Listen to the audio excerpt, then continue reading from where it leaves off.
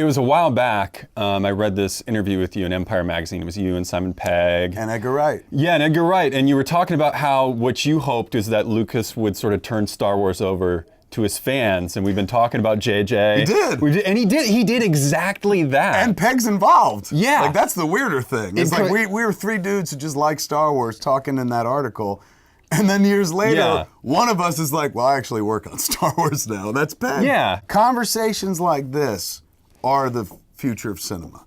Because it used to be only certain people got to make the movies and stuff. But now, as we see, I spoke to Dave Filoni from Rebels while I was here for the show Geeking Out that I'm doing.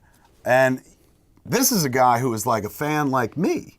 It's like just a guy who loves Star Wars and maybe followed it a little too closely, like the way I did. But like in my world, I just turn that into jokes for my movies and stuff.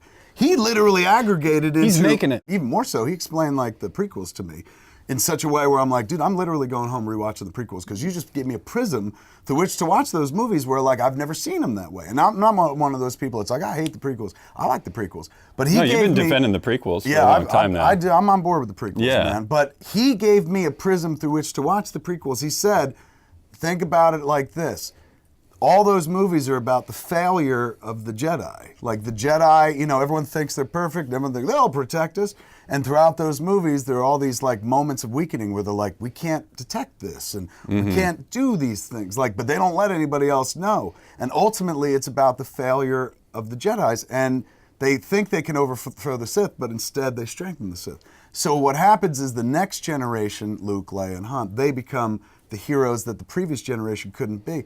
And the way he explained it, man, I was like, I almost rolled a tear. This madcap Lucas cat and all his friends have been creating dreamers simply by making their stories and stuff, putting them up there for a bunch of kids who like soaked them up as children and now even continue to soak them up as adults, but started them as storytellers and dreamers. It's like suddenly because of Star Wars, you got a bunch of people, like Dave being one of them, man. His whole career is predicated on a movie that he saw when he was a child. That's how powerful that was. It built a life for him. He didn't know what he was going to do as an adult. And yours is too, man. Predicated on Star Wars. Like honestly, I like without referencing, the Death Star contractors and stuff in the first movie.